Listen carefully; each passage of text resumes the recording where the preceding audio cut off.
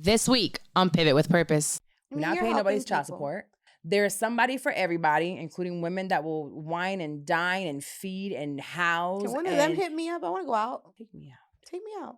I'm Somebody going to give you a hug. I'll give you a hug. Nah, fuck that. She got a man now, and now it's all different. Who says that? Hey friend, you're listening to Pivot with Purpose. This is my show where I pivoted from shit I'm 30, where I was dreading turning 30. I had a failed marriage, failed engagement after that, and I don't have a relationship with my immediate family. But through it all, I came out the other side with a thriving business, an unexpected radio morning show of my own, and a platform where I can reach millions of people and help them walk in their truth. I am now celebrating every step of my journey into continuously finding my purpose, the good, the bad, and the ugly. Sometimes this journey looks like shit, and it probably sounds even worse, but it's still our journey, and I'm learning right along with you to enjoy it. There's always a rainbow after the rain falls. Now, if you need advice in pivoting in any aspect of your life, relationships, career, spirituality, send your questions or story to askcarlawomares@gmail.com or shoot me a DM at Carla Womares. Now, let's start the show.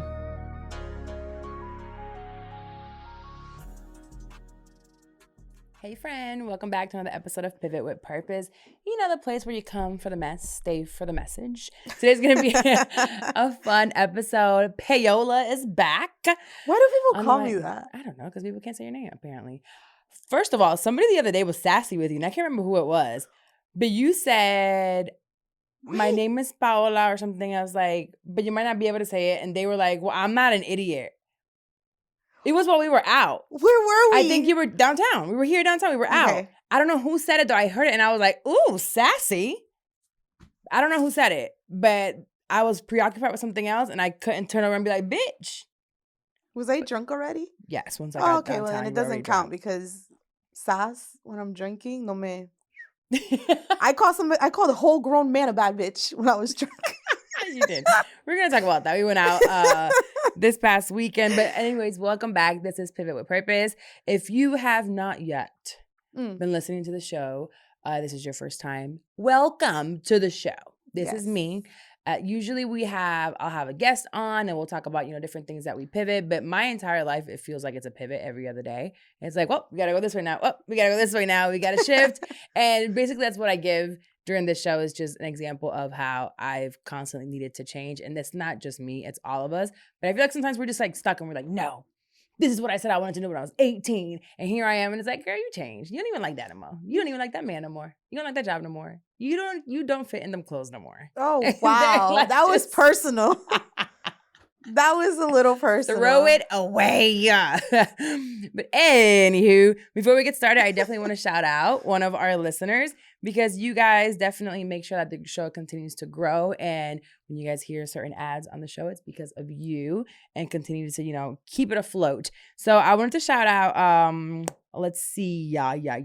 Houston H. This is actually someone from a while ago. And it says, relatable and real. Everything discussed, mentioned, commented is very relatable and real. I enjoy the energy given in every podcast. Truly inspiring to be vocal about many topics that our age group needs to hear, to have a healthy conversation about constantly.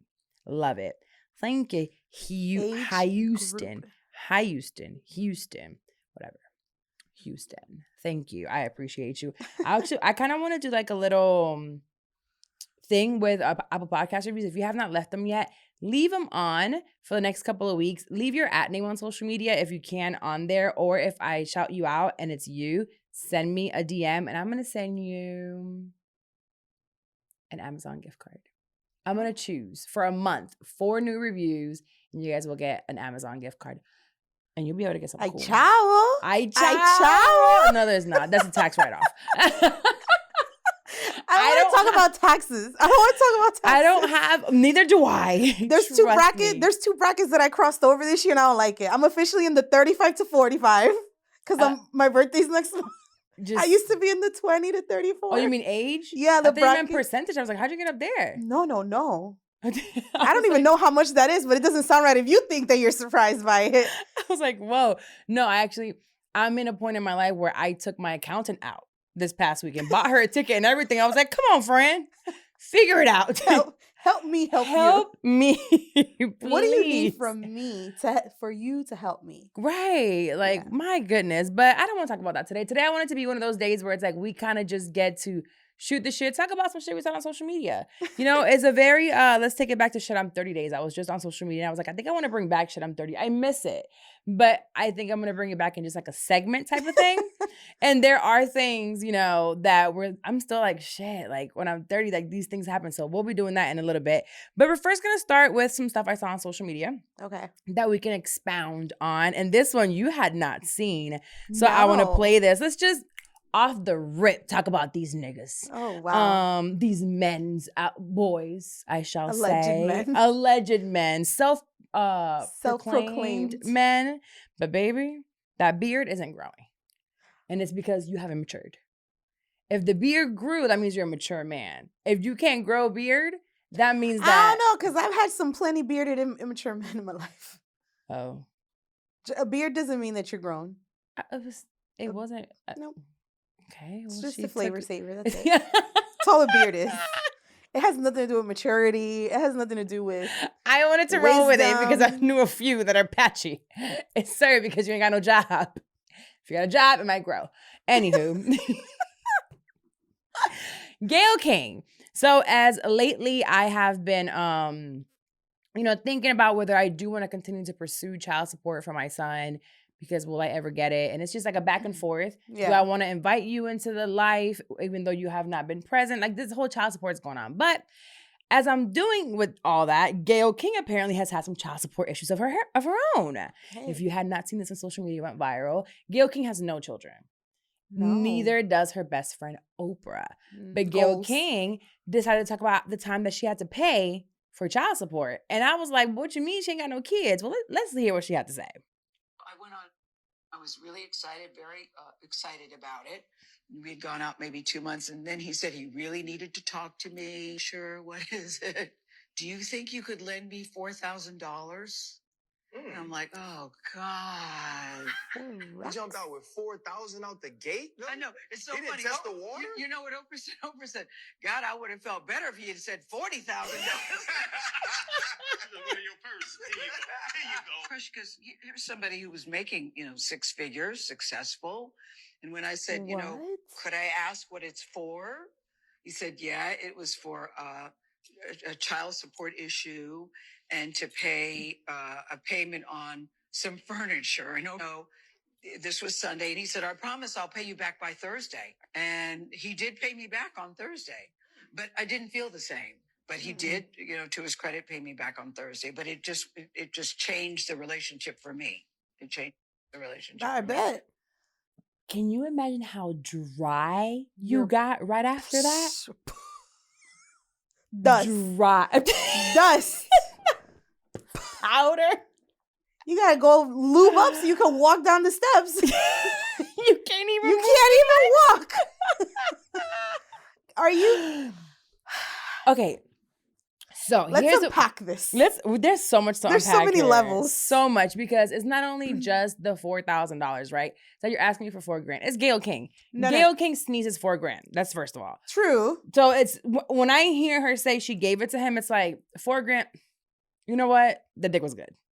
And she's like, it must have been. She's like, I'm gonna get it tonight. And after you give a nigga like that money, they gonna lay it down. Oh, they're gonna come pick up groceries for you. They're gonna put everything away. They're taking the trash out. They're gonna take the trash out. They're gonna rub your feet. Oh yeah. They're gonna give you head massages. You're gonna come home and there's gonna be your food is cooked already.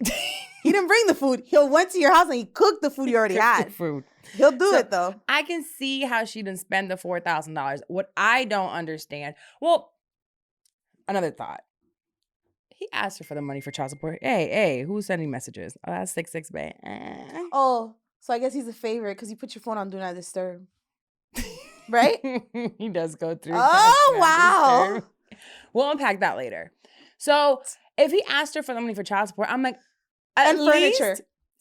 I didn't get there yet. Okay. The child support part, at least he's trying to make sure the kids get the child support or the baby mom or whatever. At least he's trying to take care of them somehow, some way, whether it's hustling a woman out of it or him getting it himself. And you know what? Sometimes I wish that my baby daddy would hustle the chicks that he's already hustling them, but he hustles them selfishly. Yeah. Like, you already taking their money.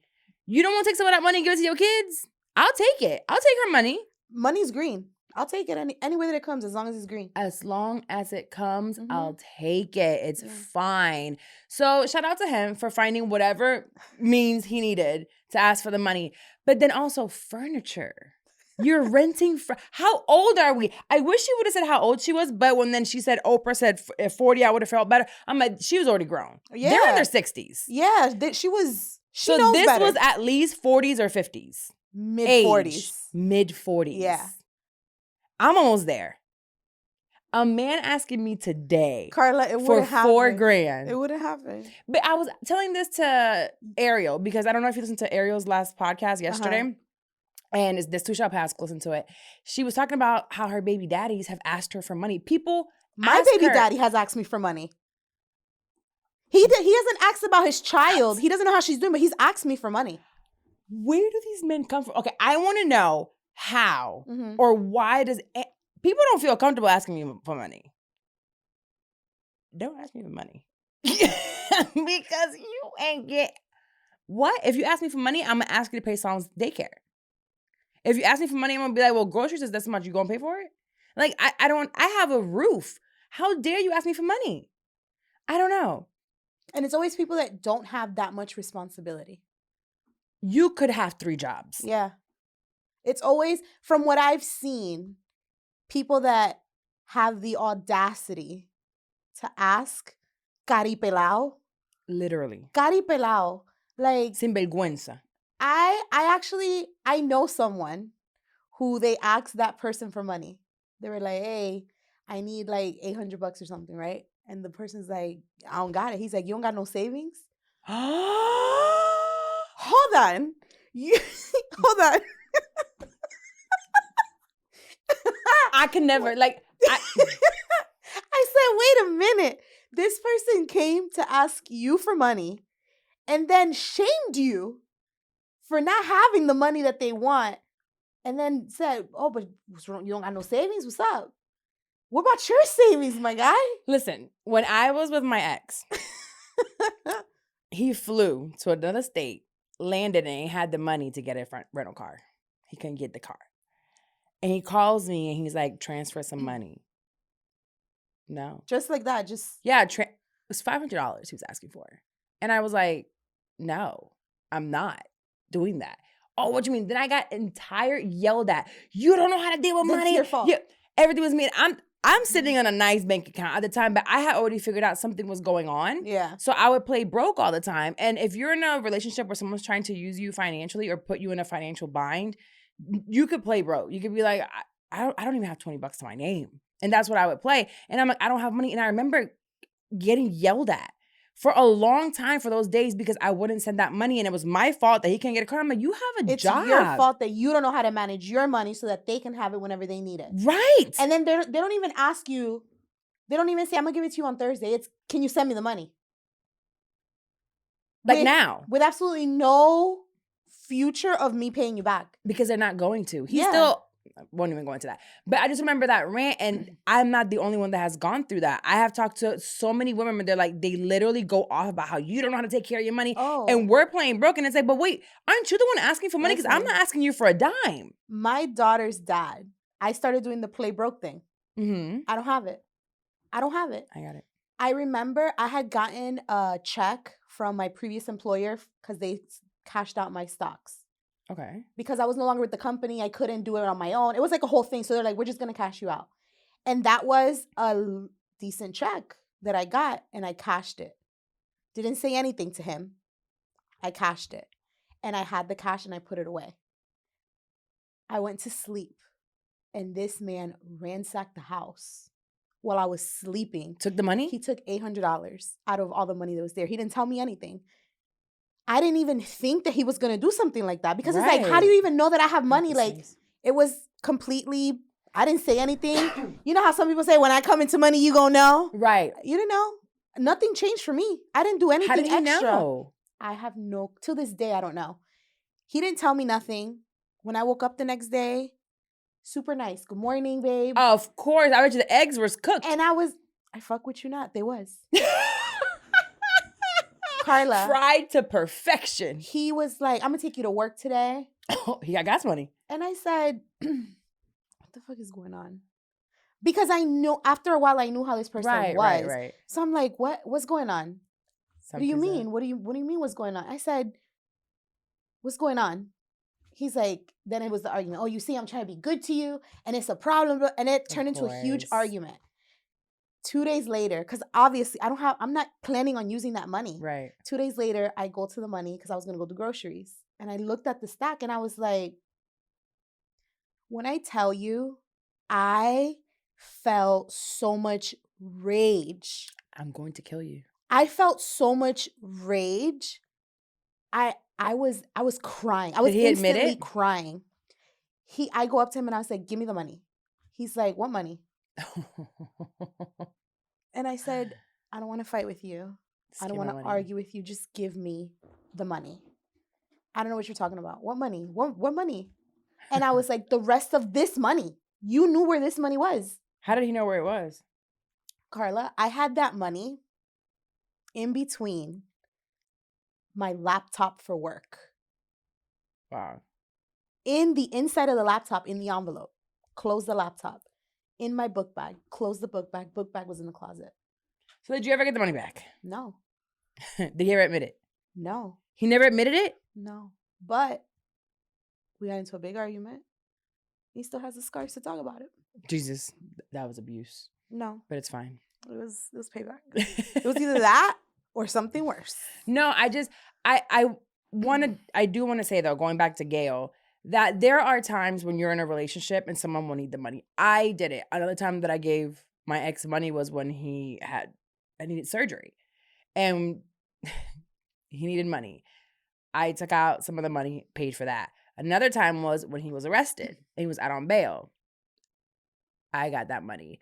I don't bail nobody out. But no, it was a whole thing. That one was like we were out of town. It happened to be in Georgia, like whatever. We needed to get the hell out of there. And I was in the car, pregnant. It was like, we got to get out of here. I shouldn't have bailed him out, but with my money, but I did. The point is that when you're in a relationship and you're thinking it's a forever thing, you're like, all right, we could do things for each other. She said they were together for 2 months. They have been dating for 2 months. I wish 66 Babe would come and ask me right now for $4,000. The T-Mobile subscriber you have reached, it's out of service. But this is the thing. I feel like people that got sense don't do that. Don't do that. And I will even go as far as saying this. I feel like there's people, like friends, family, whatever, that if you have a certain relationship with that person, you'll think about it. Because money can mess up friendships, relationships, all that. And you don't want to lose your friend for $400, $4,000. So I will say I borrowed money when I moved into my apartment. When I tell you, this thing kept me up every night. I don't think I paid that person back immediately as I could. Because la tendencia like that. Yeah, you keep thinking of it. I can't. I feel bad. I don't think I've ever borrowed money from anyone. Took money from my dad for sure. I'd be like, thanks. I'd be like, can I get some money? But other than that, I don't think so. And I do think the dynamic does change. Like if I just started dating you and you're asking me for money, even if you pay me back, it does change. And I think it even changes for a man. I mean, I'm not a man, but I would say if like you just started a little bit emasculating, just a little bit. And if you're with a woman and she right away has to ask you for money or borrow money, I know he's probably like, all right, what do you have going on? At least in where I am in my life right now. Yeah. I do remember dating dudes back in the day, and I'd be like, well, look, you gonna pay for my nails? I gotta go get my nails done. I want my lashes done. Pay for my hair. But that's not $4,000. It's not. It was more like do something for me, and you probably gonna get like a little deep throat afterwards, so it's cool. It's not $4,000. No, I've never asked for that much money. Never in my life. From a bank, yeah. But I don't think a bank's giving me that. Well, maybe, yeah, with credit cards, right? Yeah, but not... Yeah, no, not like that at all. Now, another thing that I saw on social media was Keke Palmer. By the way, shout out to her. She has been moving on and working. And she's been quiet. She's been letting... Well, quiet but loud. Yeah. Quiet when it comes to her personal life, but she's been working. She's been yeah. showing up, but she never has stopped, really. But now it just shows how she's just, like, doing her thing. And she decided to, you know, come through with a little tweet. Or just spit. With a little tweet talking about no one moves on quicker than a narcissist. Okay. That was her. She said okay. She said they have a plan A, a plan B, a plan C. She ain't lying. She's not lying. It's so true. I feel like you need to go look at, if you're dating someone, what is their dating history? There could be two extremes here. But if they go from a marriage to divorce and they're engaged again and then engaged again, and then like there's no break from engagements. Like what? That is wild. Now I think about it. Or having kids. In my years. You just had a baby and you in another you just had a baby 2 months ago. Right. And you're already in another relationship? So it was her, and then Kenya Moore was on the Breakfast Club, and she just had a baby with Mark Daly. And they're going through their divorce. I think they were going through the divorce longer than their marriage. Yeah, they were. Like, that took even longer. He wouldn't sign the paperwork. But she revealed that he has a new fiance already. A whole new fiance. And he's the one. It's still wet.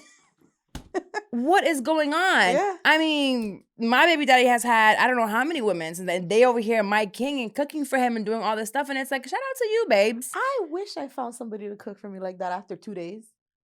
After 2 days. After 2 days. Cook for me. Clean. Cook for us. Come watch my And baby. while you're Come help her with some homework. Like, do something. I just don't understand how, as a woman, there's someone for everybody, right? And there are men that you just use women, and there are women that want to be used. Honestly, that has to be it. For a woman to be like, I'm okay with housing you and feeding you and fucking you. All I want you to do is love me, rub my feet, and just be up under me. You gotta look inside and be like, why are we okay with that at our big age? And a 40-year-old man. On top of that, you make him feel like he's in charge. Ooh! I think that's that's weird. That is weird. If I'm paying the bills, if I'm buying the groceries, if I'm paying the car, when I get home, my dinner better be made, my laundry better be clean, and my kid better be in bed. There are women, I don't have to take care of you in that aspect. At that point, I don't feel like you're the man. No, there are women that it's like, I cook, I clean, I provide, I feed you, I fuck you, I take care of the kids, and I'm okay with you not taking care of your kids as long as you're around for mine. That's not true. He's taking care of his kids. He sees them all the time. He sees them all all the time. pictures. He says he prays over them. He takes care of his kids. I ain't got time for this shit. So it is true. Someone with narcissistic tendencies definitely move on very quickly because what they're looking for is something called the supply. So you as a woman, you're thinking, oh my God, he's treating her so much better than he treated me. He's giving her everything that I was asking for. And it's like, no, babe. He's a Trust homosexual. Me, when they start posting a lot and trying to get that validation, it's because something else is lacking. Or we're trying to prove something. Like, I remember how long I tried to keep my relationship quiet and try to keep it behind the scenes until it was put out there and like against huge flower. Yeah, my pregnancy, I didn't want to like show my pregnancy, and they were like just videos that kept being put up, and I'm like, please stop. And that wasn't stopping. But the time I thought, I'm like, oh, he's so proud. No, it was for attention. But everything that they do for you, they're going to do for another woman, and they're going to take it to the next level. And that woman is just seeking some type of validation because or going through a tough time, and he's coming in at the right time. Right. And I think everyone has their own journey. We can't, I won't sit here and judge, honestly, and be like, you're so, kind of are stupid. But it could be because you're going through something, right? It's part of your journey. It's part of your story. It's never going to change. And that's fine. Sometimes they can stay there a little bit longer. I mean, you were there 5 years. 5 years. For me, it was 4 and some change, like 4. So it's like, yikes, you know? Yeah. It could be a long time, but it's part of your journey. Don't get too upset, you know, because we can all bounce back from it. Look at where we are right now. I mean, we all bounce back. Though I always said, and I've told you this before, I now that in hindsight, they don't rest. They're always thinking about what are we gonna do next? What are we gonna do next? What's gonna happen next? What I gotta do next? It's like it's consistent. It's like they always need to have a plan to cover up this plan, to cover this plan. Right. And I've said it before. Like, I remember I would watch him sleep, and it's like, you're not resting. They can't. There's no sleep for the wicked. The Lord said himself, there's no sleep for the wicked. And now it makes sense. Yeah, no, it does. And when you're in love or you're in this like cloud phase, you're thinking, oh my God, they're constantly hustling or they're constantly trying to look for new things to do. And look how hard they work. They're not working. Glasses is real. That's what it is. Real. Yeah. And then honestly, and this is not to like, again, I'm not trying to shame any woman. A lot of us have been there. Not all of us. A lot of us have been there. And if you're listening and you haven't been through it and you have the attitude of it'll never happen to me, it's going to happen to you. You have to have the mentality of like, let me hear this. Let me start paying attention to certain things and be self-aware. And a lot of it comes from voids that we have ourselves. You know, I had my mommy issues. I had the fact that, you know, my dad was gone. There were a lot of things that I had not dealt with. I had just started therapy a year prior. So I was still working on my healing journey when I had met this person.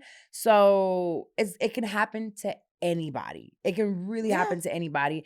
And if you're in it right now, just know that it's fine. You can bounce back from it. The only people that can't bounce back is them.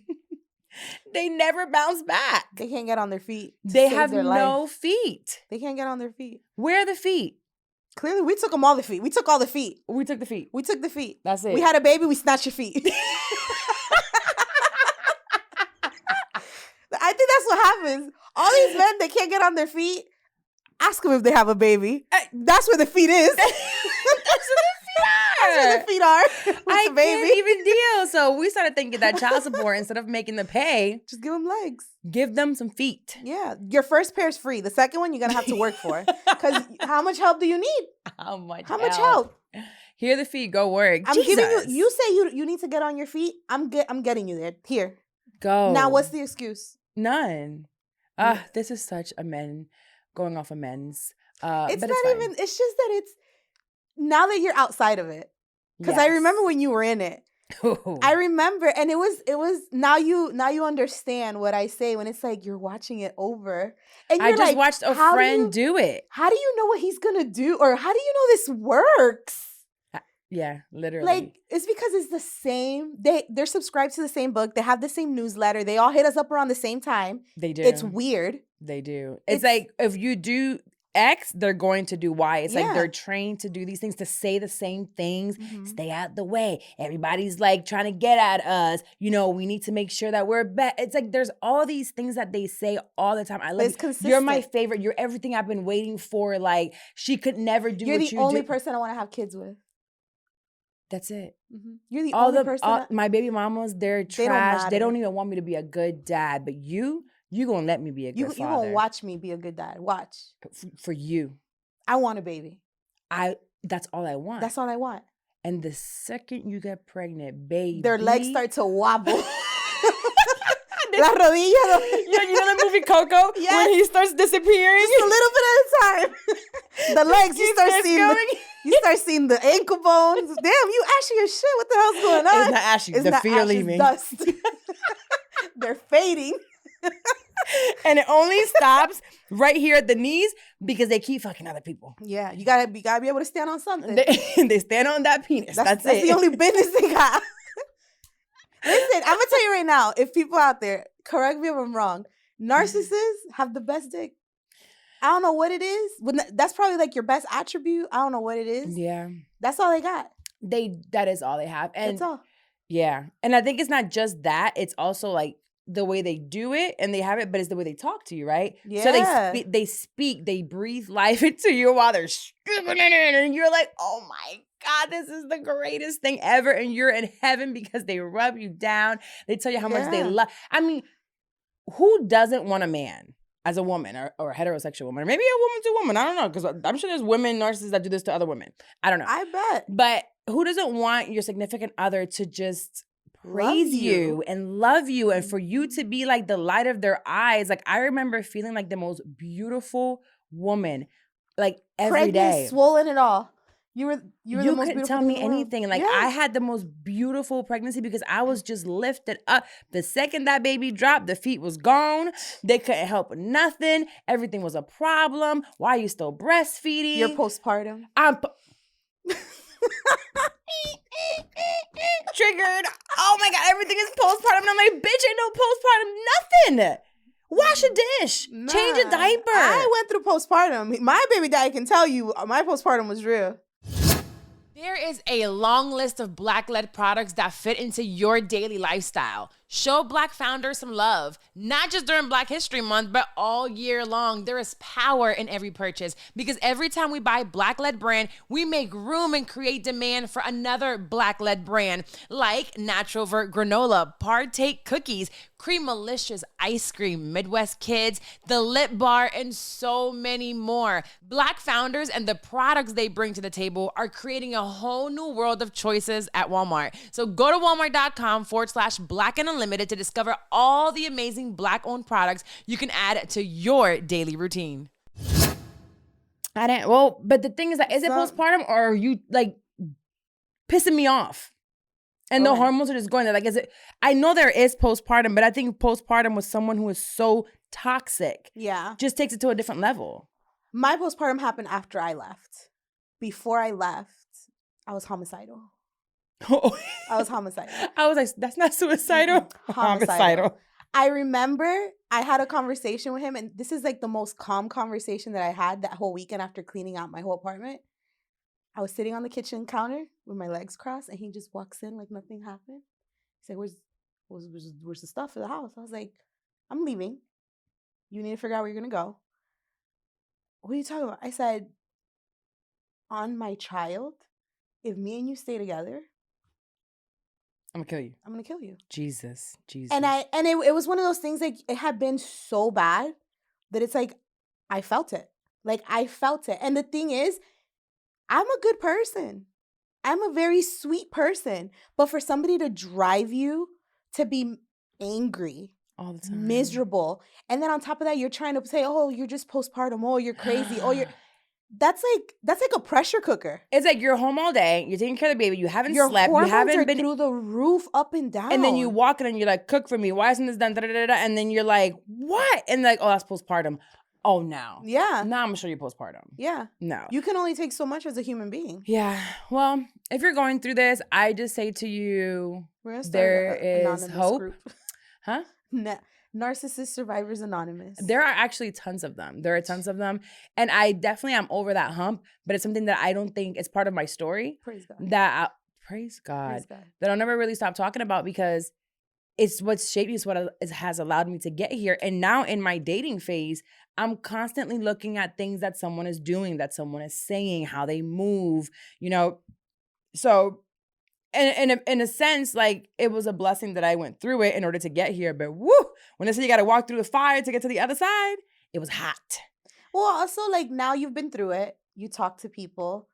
You've had friends that have gone through it and they've gotten out of it. So it's like one of those things, like, teach one, help one. Yeah, and I truly do believe that part of the purpose in my life is to speak my story, speak life into people, and that my testimony does help others. Yeah. I feel like, you know, from the thousands of people that listen to the show, not everyone has a platform, right? And you're at home and you're at work. And I'm a listener of shows as well. So it's kind of like, thank you for saying that. So I know that I have a purpose to speak on it, and I don't know who I'm touching. I don't see you. I don't know who you are. I can't touch you, but I know you're listening.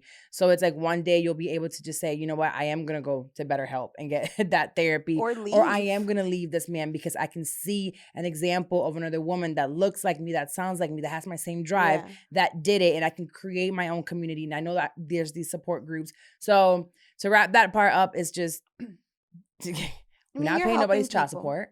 We're hoping that feet are being given out of child support. There's somebody for everybody, including women that will wine and dine and feed and house. Can one of them hit me up? I want to go out. Take me out. Take me out. Let's hang out. I'm going to give you a hug. I'll give you a hug. Nah, fuck that. I'd rather hang out. I'd rather hang out with 6'6" babe. She got a man now, and now it's all different. I don't have a man. I do not. Who says that? I don't have a man. Okay. So we're going to give you a quick scenario that I saw online, and then we're going to go into our letters. So this scenario is this girl broke up with her boyfriend of 3 years. Mm-hmm. They, you know, everything was cool because he said that he was getting full custody of his 3 children, and she can't imagine coming home to 3 kids that aren't hers. How long were they together? 3 years. Okay. One kid per year. We need to unpack. 3 children. No, the kids. What's the youngest kid? How long ago was this? Number 1. Number 2, you knew this person had kids, right? So let's take the scenario because we don't have much information. They had the kids, but the kids were probably shared time. So there were plenty of shared time. Now it's like full custody. These children are going to be home every day, eating your food with the light bill, talking about pay me attention, watch me jump. Mom, do a stupid ass jump for no reason. You're going to be like, yay, dumb. We got that for our kids. We love our kids. Now you got to do this for 3 other kids that aren't yours, that are probably a little bit older because you've been with them for 3 years. So let's say they're at least starting at 4. 4 to 10. Nah, it depends. But I also feel like in 3 years, did you not build the relationship with those kids in those 3 years? Was the conversation never had that I have 3 kids? They're my priority? And my but kids... it's just different. When it's part-time is one thing. Full-time is another. It's a whole different monster. As a mom, I always said, I don't want to date someone with kids. Because I was like, that wasn't my thing. When I got with my daughter's dad, he didn't have any kids. I didn't have any kids. It was great. Now, I talk to someone who has children. Our children get along great. But that's not a deal breaker. Like, I know you have kids. And if the kids were to be full-time, then I have to ask myself, do I want to be a step-parent? Do you? To these kids. Would you be a mom right now of 3 at home 24/7? How long am I with this person? Year and a half. A year? No. We're not moving together. No. You can have your house. You have your children. I will have my house. I have my child. We can commingle in the weekends. But she said, I'll be a weekend stepmama. That's it. I have been. Well, and that's what he's saying. Like, we're together. Yeah. You live with this man. The kids come over every so often. And now it's like, my kids are finna live here. Yeah, that's what, at that point, if she has a problem with it, like, how deep is your relationship? How much did you want out of this man? Because a part-time stepmom. But this is the thing. Is your intention that if you, let's say you guys do get married and you start having your own kids, are your kids supposed to take priority over his? All I know is that I understand where she's coming from because it feels like she wasn't given much of a choice. Like, taking full custody of the kids, the mama's still alive, right? If she died is one thing. And now I'm thinking of other things. Like, okay, well, if she died, doesn't matter. It's like, oh, okay, well, I get it. You have to keep the kids full cut. No, I didn't sign up for this when I started dating you. I knew for the last 3 years you had children, and I agreed to be their stepmom or whatever part-time. If I don't like kids like that, full-time right now I have to be their mom full-time? No, I'm not doing it. For 3 kids? I think One, it depends on I think it depends on the relationship. If you guys have a good relationship, you have to 3? assume if I'm with this person, I'm absorbing these kids. Whether it's part-time, whether it's full-time, I'm absorbing these kids. I'm going to have to care for these kids like I care about my kid. That's how I look at it. But correct. At the same part-time. No, you have to, I don't think like part-time, I don't think of it I don't think I would date somebody. So I dated someone with 5 kids. He had 5 kids. Within 6 months, we broke it off because I saw what it took to have all those kids around and like the travel schedules and all that. And I was like, I can't be a part of this. Right. I don't like this. I don't want it. Like, and I don't think I would do it for more than 1 kid. I ain't gonna lie to you. I think it just depends on you and that person's relationship. So well, how many kids would you take? Full time? I have 1. Right. So we have 1. And then I have some part-time. Yep.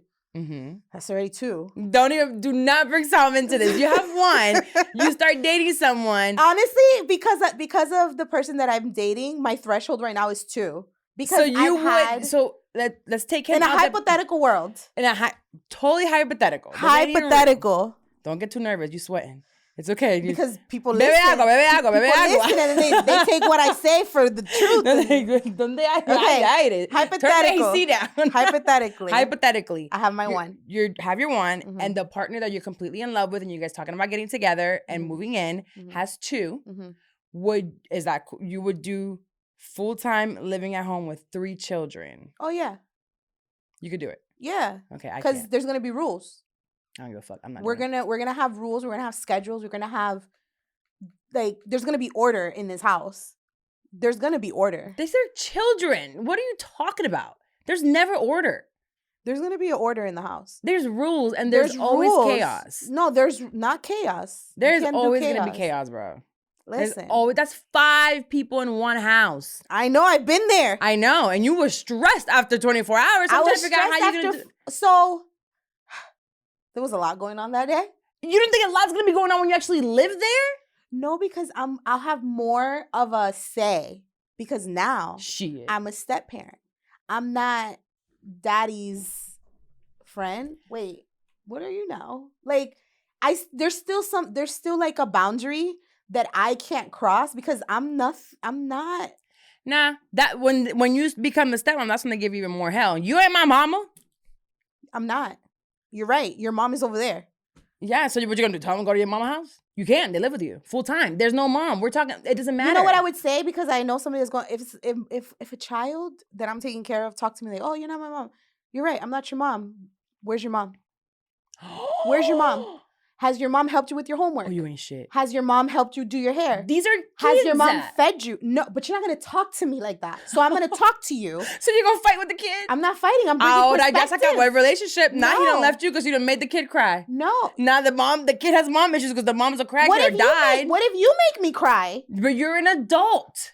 You're gonna be an adult, and it's my job to raise you to be a respectful person, not a piece of shit that talks to people a certain way. Ya te dejaron. No, todavía no.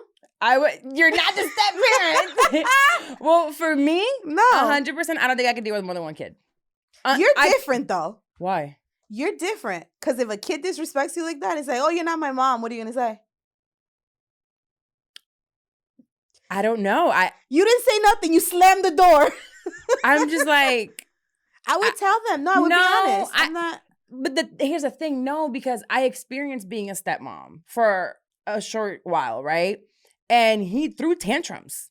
I hate you. And I'd be like, it's okay. And like 10 minutes later, I'd be like, dinner's ready. You want to come eat? Or I would find ways to get around him because I do understand that kids say things out of anger. It was literally like when he would tell me he didn't want to be there and he would be pissed off and want to call his mom, it's because I turned the TV off or game time was over or we couldn't go outside. So I would find ways around it, but I'm not doing that with 3 children. I did it with 1 and I loved him and he still, when he called me, like, that's my stepmom. But I could do it with 1. So I can see myself giving my love and attention and patience to 1, not 3. 3 kids come to me and say, I'm not your mama. You're going outside. One of them is yours, though. Well, that's 4. Oh, no. Ya pusiste más. No. No. Well, no. I always assume, this is my mentality, and I'm being 100% honest. If I'm dating somebody who has kids, I need to have the mentality that if something happens, this person's going to take them full time. That it's a parent. I have my child full time. They're absorbing my child full time because my kid doesn't go nowhere. My kid is with me 24 hours a day. So if you're in a relationship with me, guess what? You're absorbing this child. I'm going to do the same thing with your children, whether you have 1 or 2. No more than 2. No more than 2, please. No, I'm doing 1. That's it. I'm doing 1. 1. 1 is what I got in me. That's and fine. They have to be past 5. I'm not doing this toddler face shit again. I'm doing it with mine, and I can't return to sender. So 1. I would do it. 5 and up. 1. It's fine. You got this. Hopefully it works out.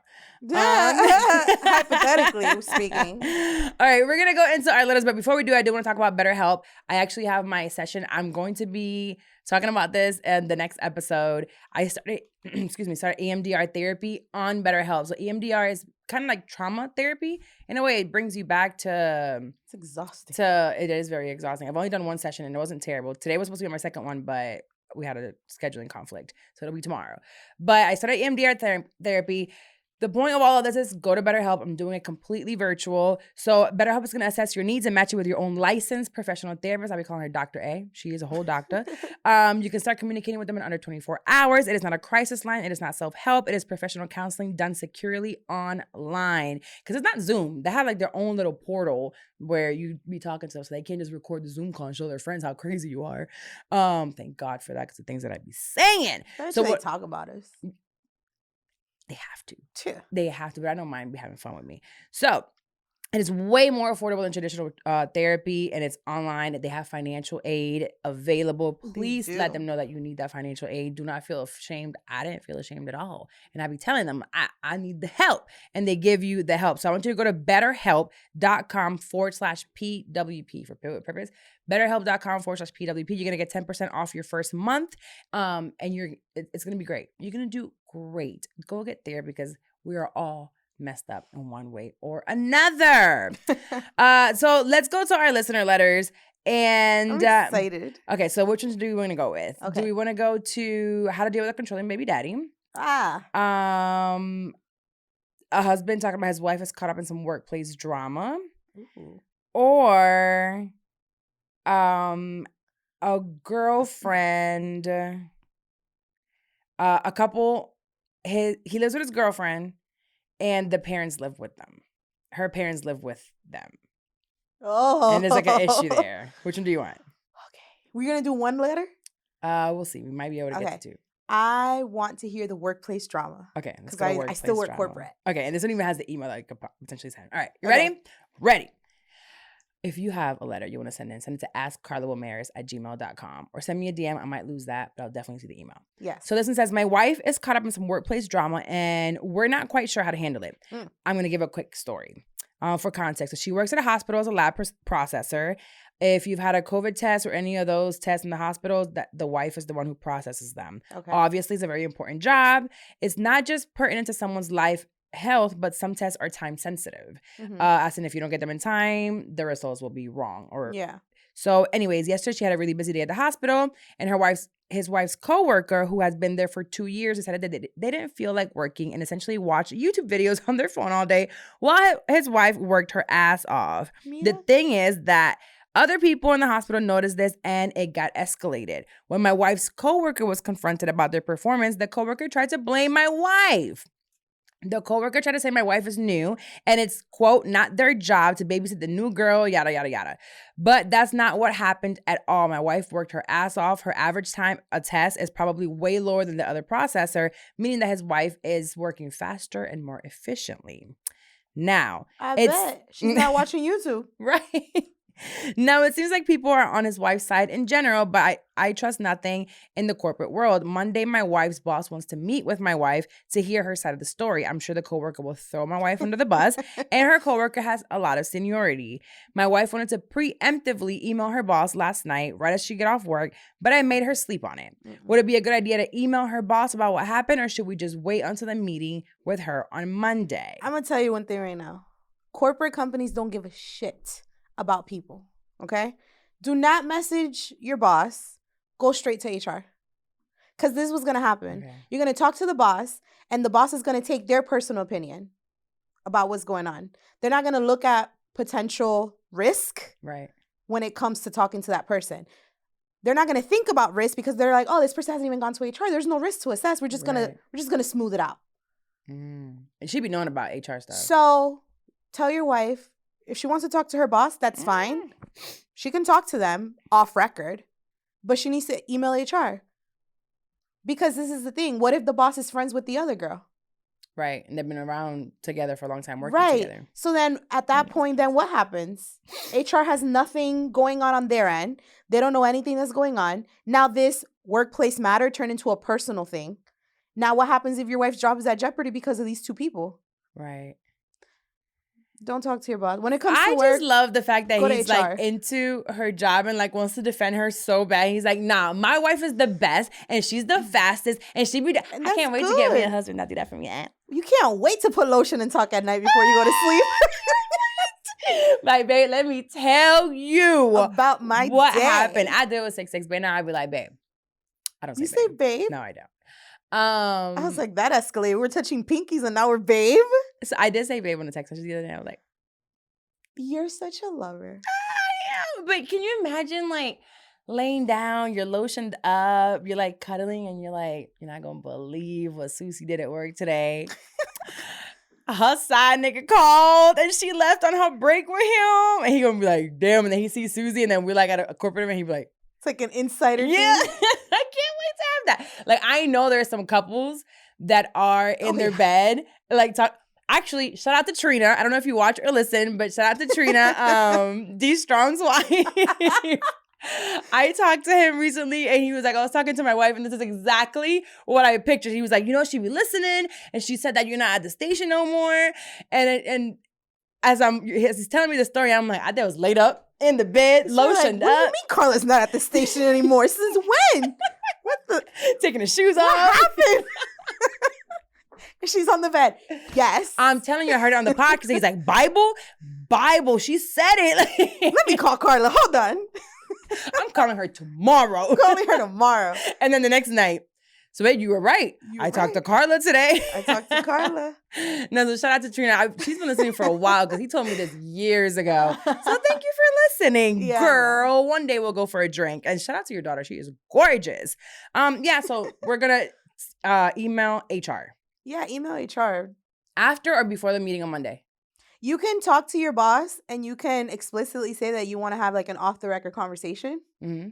But you should still email your HR and let them know what's going on. But are we emailing before Monday's meeting with the boss or after the boss's meeting?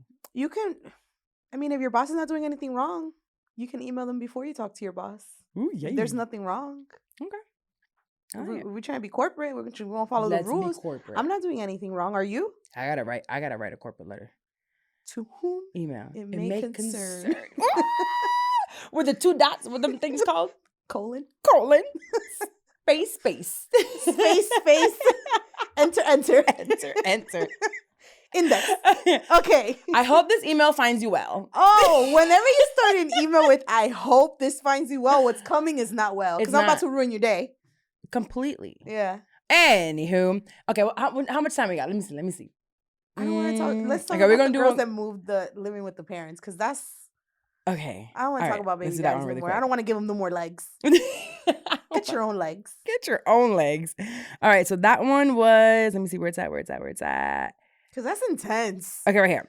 All right, so my girlfriend is 40 years old and she's a working professional. 40? 40. Okay. Yeah, so they're in the 40s.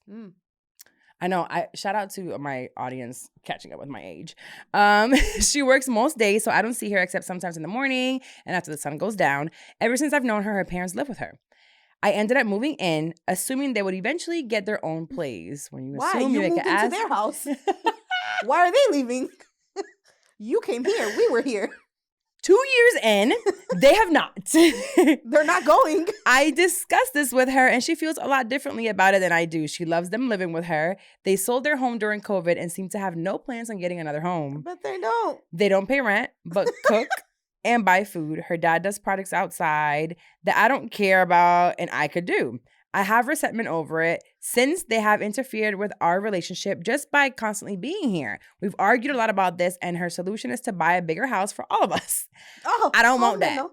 She also suggested buying another house and giving this one to her parents. I know she has debts, so I asked, where are this money coming from? She hasn't been able to come up with any workable solutions, and I'm getting tired of the situation. I told her we won't get married until this happens, and she has said that she told her parents privately that they would move out. She has said that they told her privately that they would move out once we got engaged, but I don't believe her. And I want them gone sooner. I guess I'd feel differently if they were paying rent, but they pay nothing while my portion is $2,500 a month. Damn. I know. Where do they live? For real. How big is this house? Right. Her parents are very nice and I get along with them good. Her mom cooks. Her dad is pleasant. I just want more privacy. Right. You want to walk around with your dick out. I just want more privacy and to feel more independent. I feel like a child when they are here usually. Her mom scolds me and tries to offer me advice to me constantly as if I'm not an adult. I deal with her parents. I deal more with her parents more than she does because I work from home. Oh, shit. Now, here's the kicker. Her dad's name is on the house because he co-signed with her. He ain't leaving the goddamn house. We gonna die here. This is getting worse and worse. Here. Her dad co-signed. He put $20,000 down payment when it was purchased a few years ago before they started dating. I'm guessing this is one of the reasons why her parents don't pay to live here. Duh. Because they put the down payment. You wouldn't be here if it wasn't for us. Right. So he's, I love her. I want to be here, but I don't know what my next move should be. You got to move. You have to move. You're the one that's going to have to move. Yeah. This whole thing of, okay, first of all, very manipulative of her of saying, they'll leave if we get engaged. When I That's saw that, I said, you manipulative. are lying. Yeah, you're lying. You're not gonna. No. They're not going anywhere. They're not going anywhere. He co-signed. And they're in their 60s. They sold their house. They sold their forever home. here, my thing is like, bro, I'm not trying to be like rude or anything. No. But go get your own place. Go buy your own fucking house. And then have her move in with you. And she can leave that house to them. And then this is the second part that I think is manipulative. She's like, we'll buy a bigger house. With no money. With no money. Like, the thing is, she's putting it on him. We need to get engaged for them to leave. Or you need to buy a house. Well, no, she was saying we can buy one, but she ain't got no money. So clearly, they were following him. $2,200 is a lot of money. For that money, you can get a 1-bedroom apartment. And he works from home. So he's stuck with these people all day. Listen, guys, I've been living alone for a year. He's with Doña Linda y el Don Jefe. I've been living alone for a whole year. It's amazing, isn't it? I will sell pictures of my armpit before I go back to living with anybody. Do people buy those? Because I just got There's a market for everything, okay? I can't imagine. Like, I love my parents. I love my parents. My parents. I don't want to live with anyone. I haven't lived with anyone since I was 17. I can't imagine the freedom that I've had now, having to go back to living with my parents or living. Me muero. I would be at your house all the time. Don't come on. I've never had a roommate. I'd be like, Carla, I'm gonna buy a tiny house, and I'm gonna rent this little corner in your backyard. This little corner. Now I have as much as I love when y'all come over. I mean, really, who only comes over? Dex, you. Not at the same time. No, not at the same time. Not in the same week. Who comes over other than that? Jenna, on occasion. Very rarely. Raquel. Not anymore. Oh. Yeah, nobody ever comes over. On occasion. No. You and Dex are the only people that come over. So aside from that, and it's still very sporadically. Sprinkled. Yeah, and if it's like every week or whatever, it's fine because it's only a few hours. But having someone with me at home all the time outside of my kids, nah, I can't. Oh no, Gina. Your mom. Gina, Can you imagine living with your mom? You hate me? It's not even. We're about to go into a very holy segment. Let's not bring the devil into this, sir. If you really, you have to sit down and be like, is this relationship going to work? People are afraid to have hard conversations. Why is it that people? You will suck a dick, but you won't talk about your future? Like, actually, next episode, stay tuned because I really want to touch on these really uncomfortable conversations because I've been having them with 66 Bay. Me too. So I have been having some serious adult conversations. Like, adult. I said don't manipulate the conversation in a conversation today. Look at Who me. Is she? Look at this therapy working. I will also talk about in the next episode. I had sex. Wait, what was that? Carla, you know this. Speak into the mic. We couldn't hear you. There was reverb. So you didn't know I know that word, huh? That's a good one. That's editing. So how was 66 Bay has been around now since early last year. No, it's been like 9-10 months that we've been communicating. Dang, so you hid him for a while for me. I didn't hide him. It's okay. At the retreat, he was on the phone. You're not hiding him. You're hiding him from the world. I am hiding him from the world a little bit. He's gonna stay hidden for a while. But we have kept it very friendship-wise, and it went to the next level. And it was cool, but there's some conversations we still have to have, because that happened. Now it's when the real uncomfortable conversations come out. So we'll talk about what those conversations are and some things that I've asked him, and my therapist is helping me go through them because it's expectations, feelings. Oh, I had that conversation too. Oh Jesus! So we'll talk about it. We can probably do this at the house. But let's wrap it up. We've been here for an hour. We really were just shooting the shits with us. This is what it looks like when we hang out at the house. This is literally what it looks like. Gummies, weed, alcohol, and this. And the kids watching a movie. So I'm watching Cars and her daughter on her iPad. It's what it is. It's a Friday night. It usually is a Friday night. It is a Friday night. It really usually is. Actually, I told the babysitter to come on Friday, so I got to find something to do. Don't know where I'm going. Might just be locked up in my room. Just not putting him to bed. All right, so we'll finish off this episode with, of course, a Bible verse. A little ratchet. A little message now. This is Proverbs 23, 4 and 5. And I actually got this from last week's sermon of Pastor JJ. And this is honestly because I've been working like a mad woman, right? And I think sometimes we get caught up in the hustle culture. And it's for you if you feel like you've been hustling and the hustle culture has been a thing for you. So Proverbs 23, 4, 5 says, do not wear yourself out to get rich. Do not trust your own cleverness. Cast but a glance at riches, and they are gone, for they will surely sprout wings and fly off to the sky like an eagle. I actually want to, is that the NIV version? Because there's another version that I actually really, really like. Let me pull it up. Let's see. It's a good Bible verse for the workaholics. For the workaholics, for sure. Because I feel like sometimes we just get into this space where we just need to hustle, work, money's everything, and then you really lose yourself in money and in the riches. Let's see where I can get it in a different. Okay, I can't. That is NIV. I don't like it. Oh well, sorry, Lord. Where's the? Is it ESV? Send us a new word, God. Send us a new word. No, I just because I had seen it like broken down in a different way. Here it is. Let's do this one. It's the same thing. Do not toil to acquire wealth. Be discerning enough to desist. When your eyes light on it, it is gone. For suddenly it sprouts wings, flying like an eagle towards heaven. So let me just break it down in a way. So Solomon is basically mocking lazy people. Mm-hmm. And it's like you shouldn't be lazy. And it's warning them to expect poverty and family shame when you are lazy. When you're home not doing everything that you need to do and exhausting all of your options, you're lazy. You're not going to you're gonna be poor. You're not gonna prosper. You're not gonna prosper. So, but there is something on the contrary, and that is that working too much to get rich. That is also a thing. So work, when you do that, you have 3 different areas. You're gonna overwork yourself. You have a goal of wealth, and you're ignoring the reality that riches can disappear in the snap of a finger. Yeah. Like God can literally snap his fingers. Life can, however you see it, universe, God, day to day, it can all be gone. And you're like, what just happened? Or what did I do this for? What did you do it for? You work, get rich. Families passed away or is sick. You work, get rich. Your kids, you never like saw their first steps. Grow. You missed those like milestones. You missed their dance, routines at school. So know that you have to have some type of balance. And sometimes I think we also say, well, where's the balance when, you're in the corporate world and you're like, where am I supposed to find time when I'm just trying to survive, right? And I get that. I've been there. It's just finding that balance, and you won't get to the next level overworking yourself. It doesn't happen. And you think, how does that make sense? How does rest lead me to catapult to the next level? And that's literally what it is. You rest in order to come back with a fresh mind.